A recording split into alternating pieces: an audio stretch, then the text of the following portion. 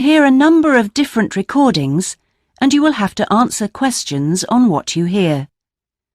There will be time for you to read the instructions and questions, and you will have a chance to check your work. All the recordings will be played once only. The test is in 4 sections. At the end of the test, you will be given 10 minutes to transfer your answers to an answer sheet. Now turn to Section 1. Section 1. You will hear a telephone conversation between a passenger and an official at the Land Transport Information Service at Toronto Airport. First, you have some time to look at questions 1 to 5.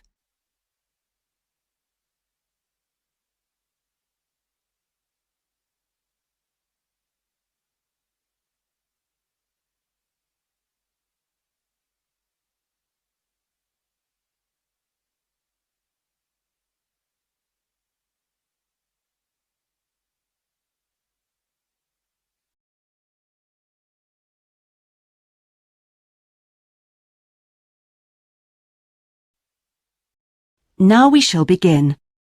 You should answer the questions as you listen, because you will not hear the recording a second time. Listen carefully and answer questions 1 to 5. Hello, this is Land Transport Information at Toronto Airport. How may I help you? Oh, good morning. I'm flying to Toronto Airport next week and I need to get to a town called, Milton. Could you tell me how I can get there? Milton, did you say? Let me see. I think that's about 150 miles southwest of here. In fact, it's 147 miles to be exact. So it'll take you at least, say, 3 to 4 hours by road. Wow, is it as far as that? Yes, I'm afraid so. But you have a number of options to get you there, and you can always rent a car right here at the airport, of course. Right. Well, I don't really want to drive myself, so I'd like more information about public transport. Okay. In that case, the quickest and most comfortable is a cab, and of course there are always plenty available, but it'll cost you.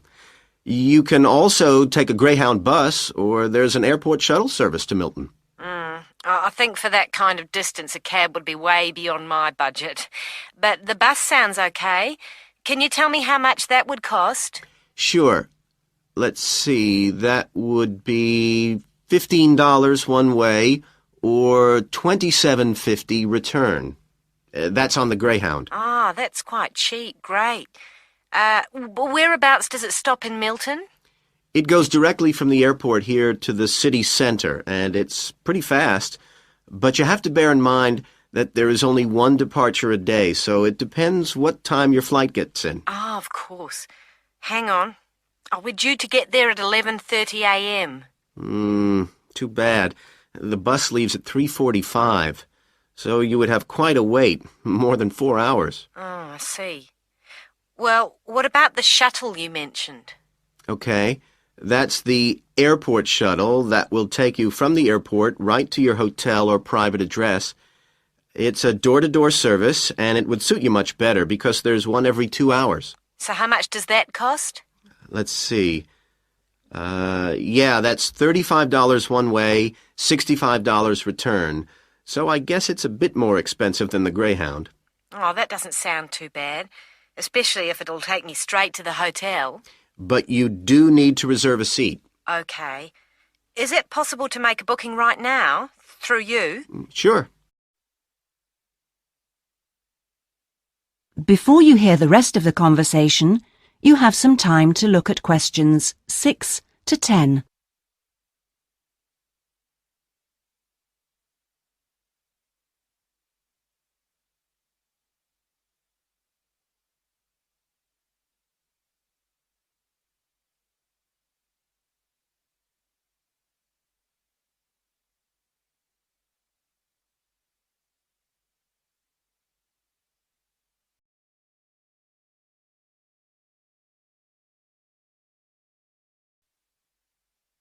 Now listen and answer questions 6 to 10. Okay, I just have to fill this form out for you. So, what date do you want to book this for? The 16th of October. Oh, no. Sorry, that's my departure date. I arrive on the 17th, so book it for then, please. So that's the Toronto Airport shuttle to Milton. And this is for just one person, or? Yeah, just me, please. Right.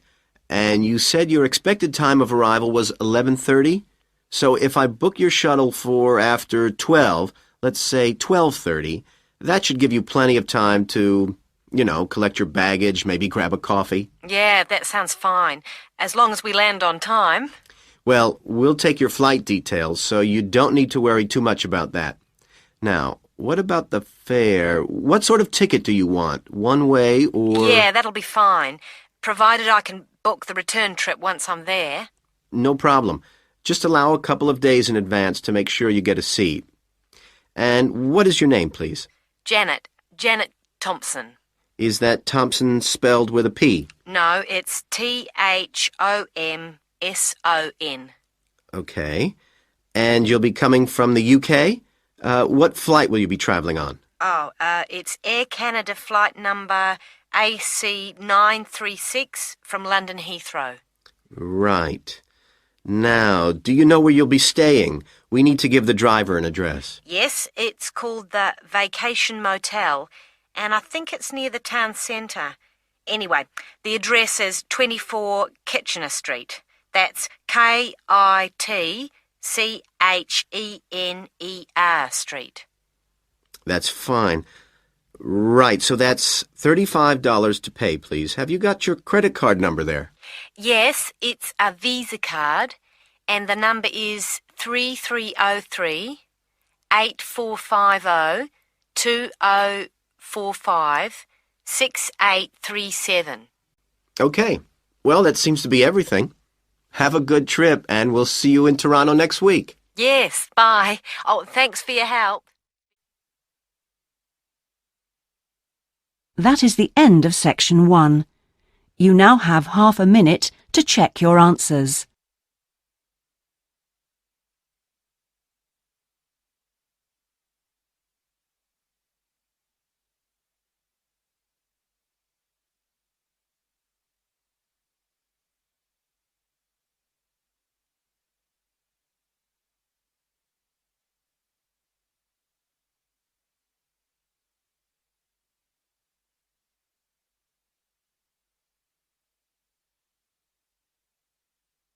Now turn to section 2. Section 2. You will hear a representative from a holiday company called PS Camping giving a talk about the holidays the company organises. First, you have some time to look at questions 11 to 16.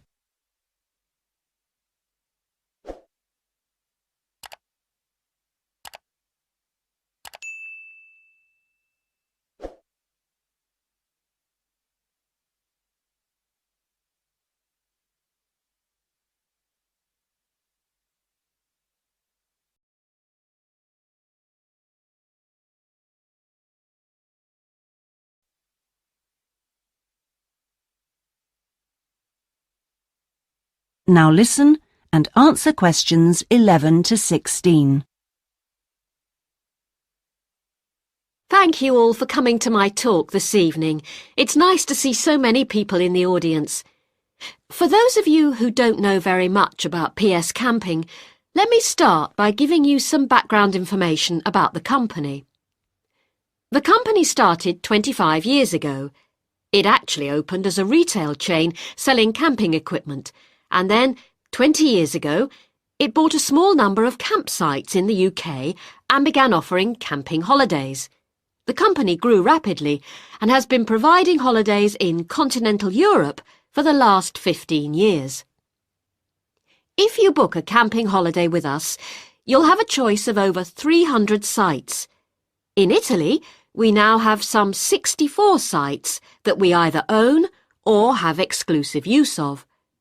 France is where we have the majority of sites, and we currently have a project to expand into Switzerland.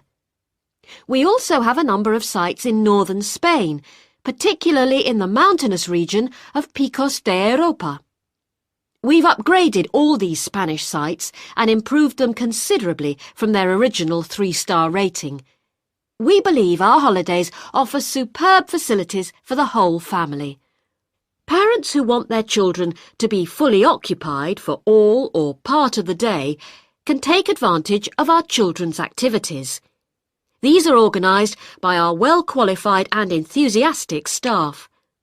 Each day kicks off with a sports match, perhaps football or volleyball, followed by an hour of drama for everyone. This may include singing or dancing, mime or other activities. In the afternoon, there's a different art activity for each day of the week, including a poster competition or model making.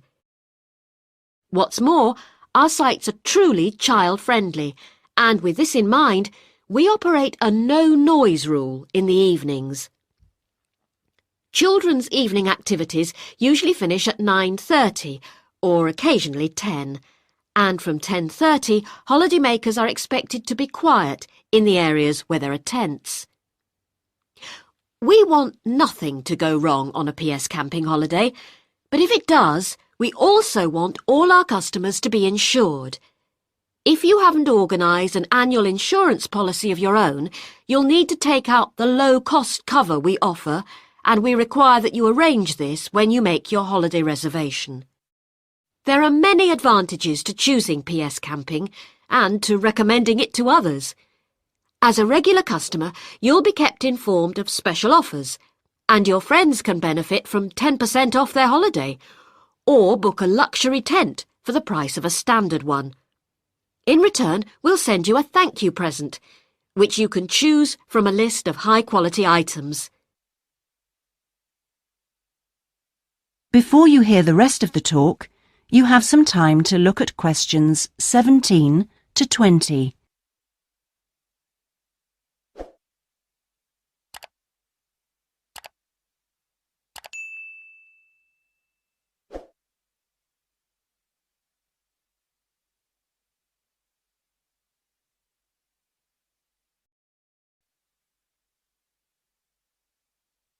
Now listen and answer questions 17 to 20.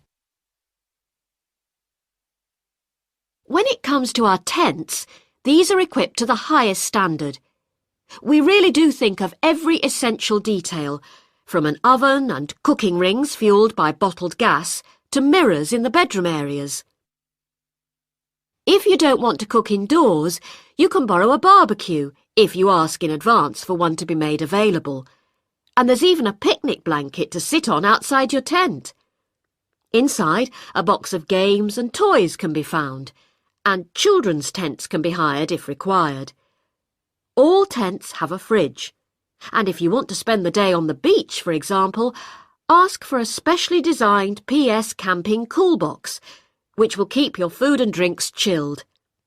There are excellent washing facilities at all our sites, with washing machines and clothes lines in the central areas, along with mops and buckets in case your tent needs cleaning during your stay. All sites have a cafe and or a shop for those who'd rather eat in than dine at a local restaurant. That is the end of section 2. You now have half a minute to check your answers.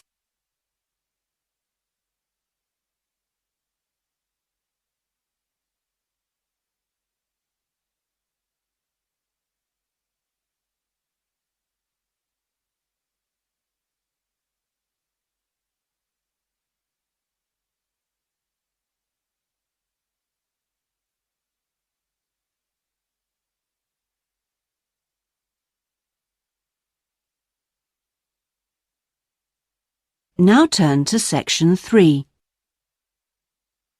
Section 3. You will hear a tutor talking to 2 business students called Philip and Janice about their research on managing individuals. First, you have some time to look at questions 21 to 23.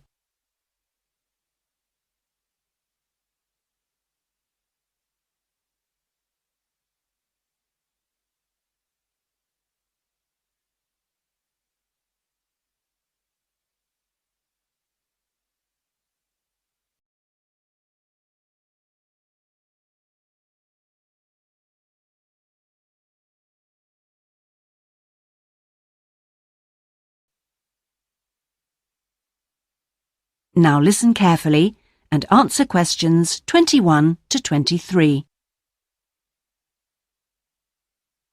Well, you've both been looking at different styles of managing individuals in companies and the workplace. How's the research going, Philip? Well, I've been looking at why individual differences are such an important area of management studies. When you think about any organisation, be it a family business or a multinational company, they're all fundamentally a group of people working together. But it's what these individuals contribute to their places of work that makes you realise how important they are. Of course, they bring different ideas, but it's also their attitudes and their experiences of learning. Diversity is important in these areas too.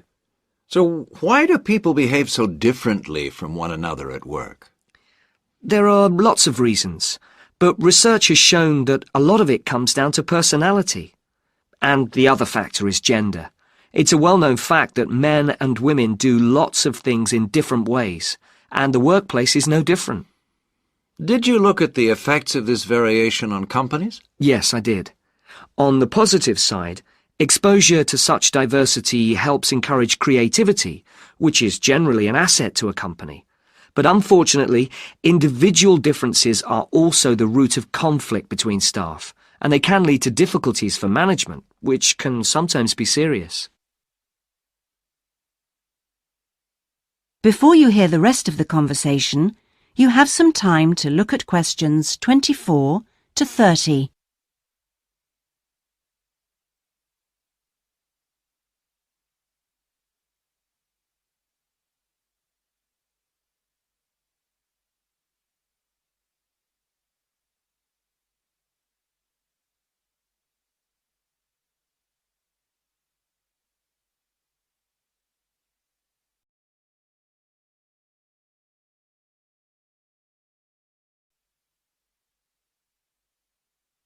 Now listen and answer questions 24 to 30.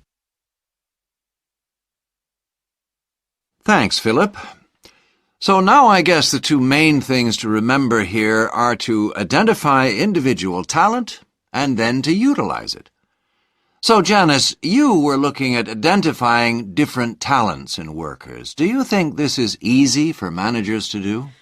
Well, currently, teamwork is in fashion in the workplace, and in my opinion, the importance of the individual is generally neglected. What managers should be targeting is those employees who can take the lead in a situation and are not afraid to accept the idea of responsibility. That's true, Janice, but unfortunately many managers think the entire notion of encouraging individuality amongst their staff is far too hard. Yes, that may be true, but I think one of the most important tasks of managers is to consider the needs of the individual on one hand, and group cooperation and conformity on the other. It requires creative thinking on the part of management to avoid tension. So, Janice, what kind of people do you think companies should be looking for?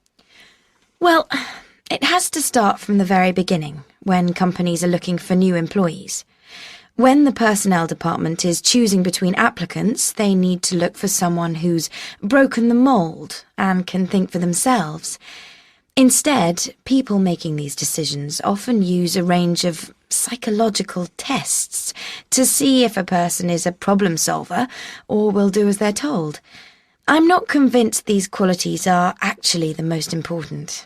So do you think being a good team player is overrated? No, it's not overrated. You do need to learn the rules and learn them fast. No individual can get around this if you're working in an organisation. So how should managers deal with this? Rewards.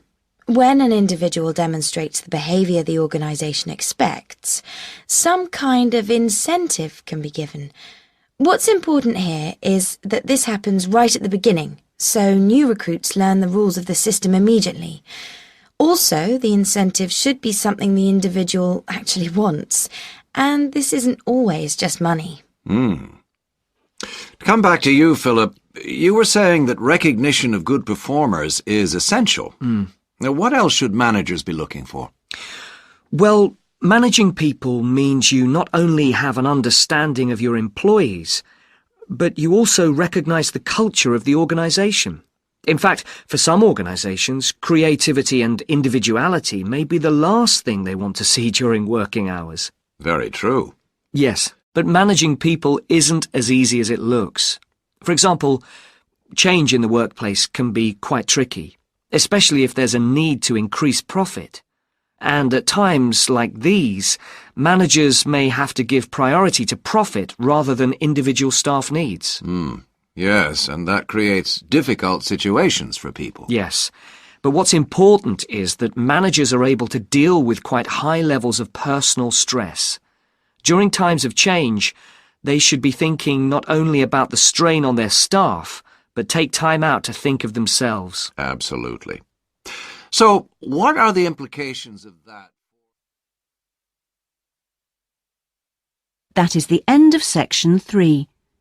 You now have half a minute to check your answers.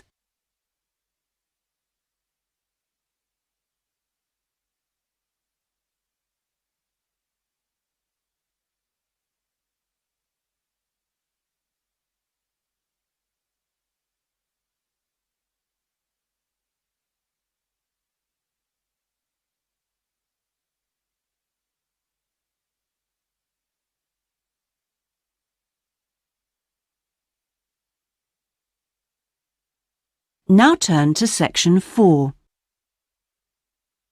Section 4.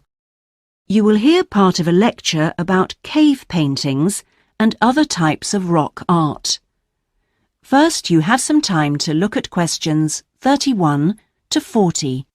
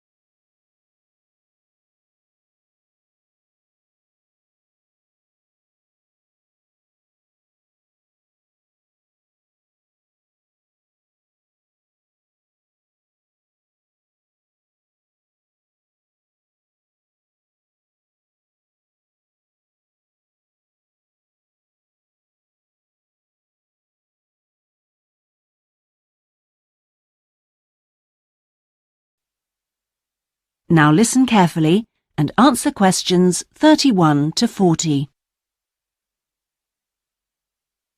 Good afternoon, everyone. This is the first seminar in preparation for our archaeological fieldwork in Namibia. We are fantastically lucky to have received partial research funding for this trip from our institute, so I shall expect 200% attention and participation from you all. First, in this seminar, I'm going to give a brief introduction to contemporary research on rock art, and in the second part, I'm going to give you some do's and don'ts for our fieldwork trip in April, so please listen very carefully. I'm first going to focus on the interpretation of rock art in Namibia. We are very fortunate to be going to an area where you can find some of the most important sites in the entire world, and I hope to show you how easy it is for everyone to make mistakes in looking at cultures which are different from our own, the first and most important lesson we have to learn. In Namibia, there are both paintings and engravings. That's where the surface of the rock is cut out. Many of the engravings show footprints of animals, and most scholars used to think that the purpose of these was simple and obvious. This rock art was like a school book with pictures to teach children about tracks, which track belonged to which animal, giraffe, lion, and so on. But there were some mysteries. First, when you look at a typical Namibian painting or engraving, you see the tracks are repeated. There are dozens of tracks for the same animal. Well, you'd expect just one clear illustration if the reason, the aim was to teach tracking. Now, there were two more problems. Why are some of the engravings of animals very accurate, as you'd expect, all clearly identifiable, and others quite unrealistic? And another mystery. Some of these unrealistic animals, that's in the engravings, seem to be half human. Some, for example, have got human faces. Many researchers now think that these were pictures the wise men engraved of themselves. They believed they could use magic to control the animals they had drawn, so the hunters could then catch them for food. This shows you some of the dangers of coming from one culture to another, as we'll be doing, without understanding it fully. Scholars imagine that children looked at rock art pictures to learn to track, just because they themselves had learnt skills from pictures. Many researchers now believe that rock art had a much more complex purpose, and we'll talk more about it next week.